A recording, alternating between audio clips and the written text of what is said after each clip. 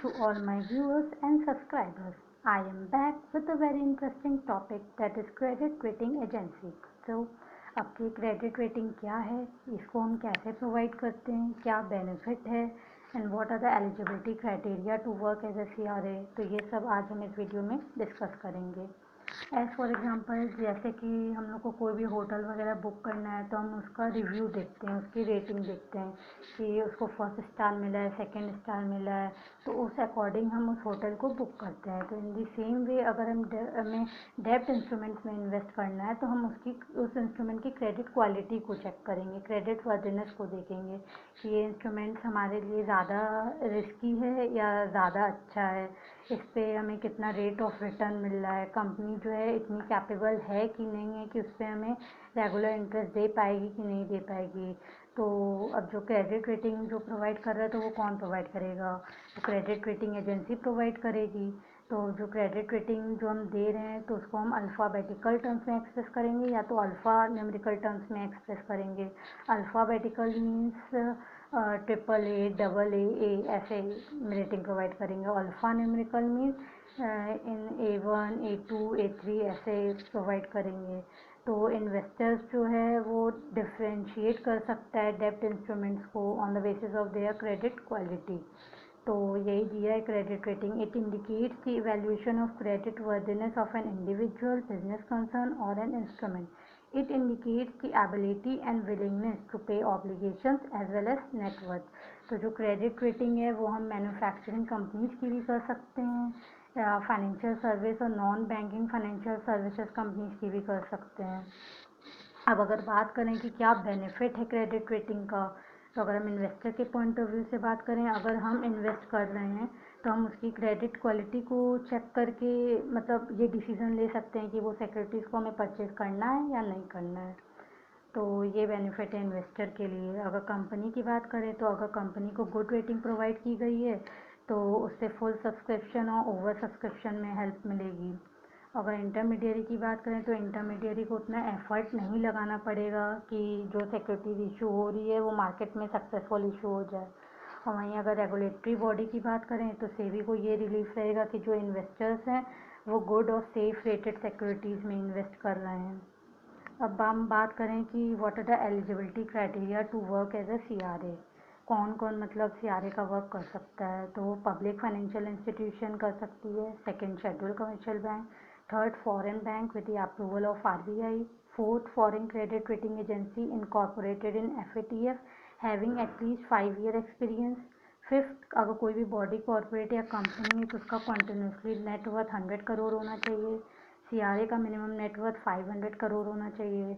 CRA जो है वो क्रेडिट रेटिंग प्रोवाइड करती है, तो वो अगर उसके प्रमोटर्स अगर कोई भी सिक्योरिटी इशू कर रहे हैं तो वो प्रमोटर्स की सिक्योरिटी को रेटिंग प्रोवाइड नहीं कर सकती है। क्यों नहीं कर सकती है, अगर वो ऐसा करेगी तो कहीं ना कहीं वो बायस्ड हो सकते हैं कि वो उनके प्रमोटर्स हैं तो वो उनके रेट मतलब उनके सिक्योरिटीज़ को रेटिंग ज़्यादा अच्छा प्रोवाइड करेगी।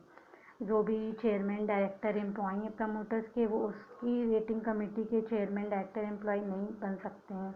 और जो भी book of accounts record document वगैरह मेंटेन करना है तो वो 5 ईयर्स तक मैंडेटरी है कि इतने साल तक मेंटेन करना ही करना है।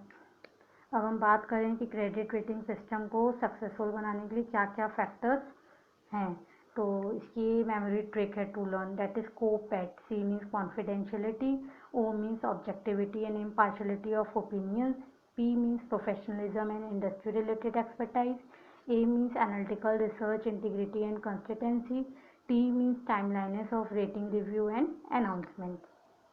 अब एलिजिबिलिटी क्राइटेरिया जैसे कि हम लोग ये डिस्कस कर चुके हैं कि कौन कौन जो है CRA का वर्क कर सकता है, that is PFI, schedule commercial bank, foreign bank with the approval of RBI, foreign credit rating agency having at least 5 years experience incorporated in FATF, and any company और body corporate having continuous net ऑफ 100 करोड़। अब CRA का work करना है तो उसके लिए सबसे पहले हमें एप्लीकेशन फ़ाइल करना होगा। तो एप्लीकेशन कोई भी एप्लीकेंट फ़ाइल अगर करता है तो उसके लिए क्या क्या करना ज़रूरी है, तो तभी सेबी जो है सर्टिफिकेट ग्रांट करेगी। तो सबसे पहले एप्लीकेंट को जो है एक कंपनी सेटअप करना है जो कि रजिस्टर्ड होगी अंडर कंपनीज एक्ट 2013। सेकंड, उसके MOA ऑब्जेक्ट क्लॉज में मतलब ये मेंशन होना चाहिए कि वो ये रेटिंग एक्टिविटी का काम करने जा रही है या कर रही है। थर्ड, जो एप्लीकेंट है उसका मिनिमम नेटवर्थ जो है 25 करोड़ होना चाहिए। एप्लीकेंट जो है वो फिट एंड प्रॉपर पर्सन होना चाहिए।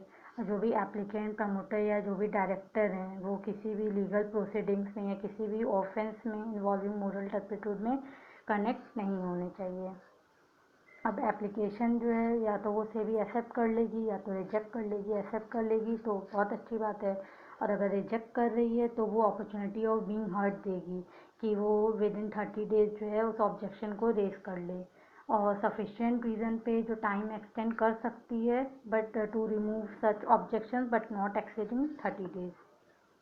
तो अब सर्टिफिकेट अगर ग्रांट करती है तो पहले वो इनिशियल रजिस्ट्रेशन जो है ग्रांट करेगी जिसकी वैलिडिटी 5 ईयर्स होती है, और जैसे ही 5 साल एक्सपायर होने वाला है उसके 3 महीने के अंदर जो है हम परमानेंट रजिस्ट्रेशन के लिए अप्लाई कर देते हैं अकम्पेनिड बाय नॉन रिफंडेबल फ़ी।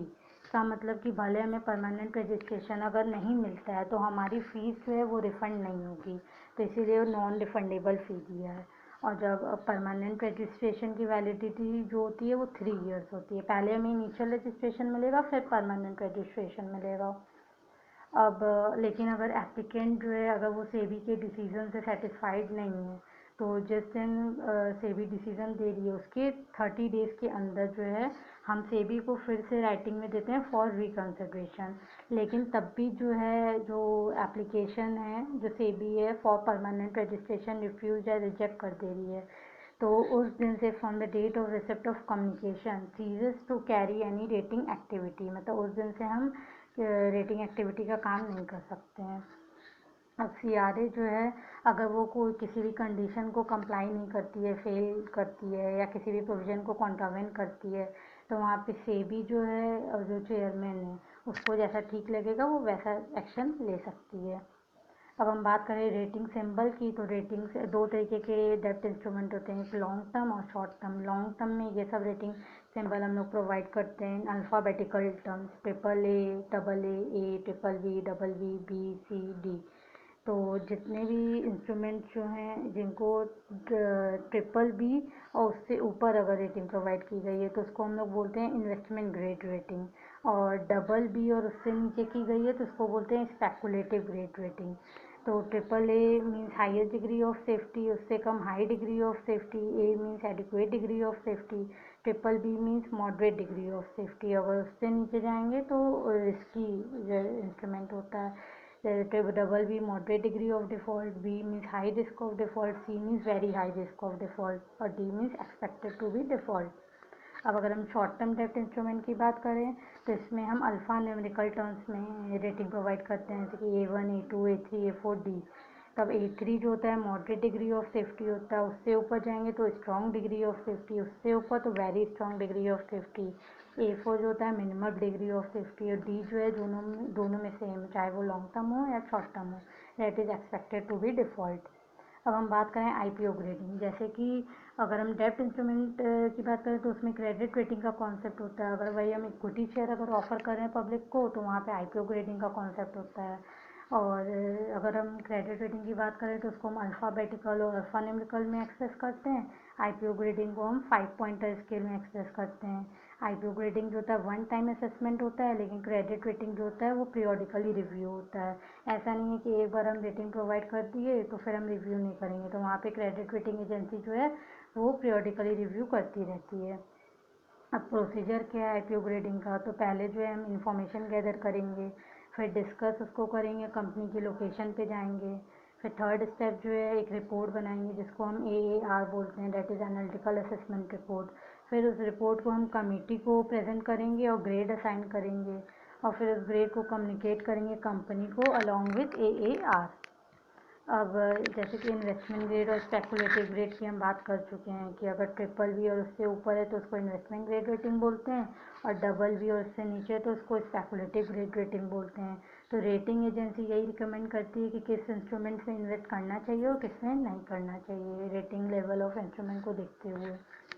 अब अगर हम कोड ऑफ कंडक्ट की बात करें तो CRA को क्या क्या करना चाहिए, क्या क्या नहीं करना चाहिए, तो CRA that is credit rating agency, उसको वो सारे एफर्ट लेना चाहिए जिससे कि जो इन्वेस्टर का इंटरेस्ट है वो प्रोटेक्ट हो, और जो भी वो अपनी ऑब्लिगेशन फुलफिल करे वो एथिकल और प्रोफेशनल मैनर में करे, किसी भी अनफेयर कंपटीशन में इंडल्ज ना हो, कोई भी अनट्रू या मिस रिप्रेजेंटेशन स्टेटमेंट ना दे, और जो CRA जो भी रेटिंग मेथडोलॉजी या जो भी रेटिंग प्रोवाइड कर रहा है उसको क्लाइंट, यूजर्स और पब्लिक तीनों को डिस्क्लोज करे। Thank you all this for today. Enjoy learning, stay healthy and stay safe.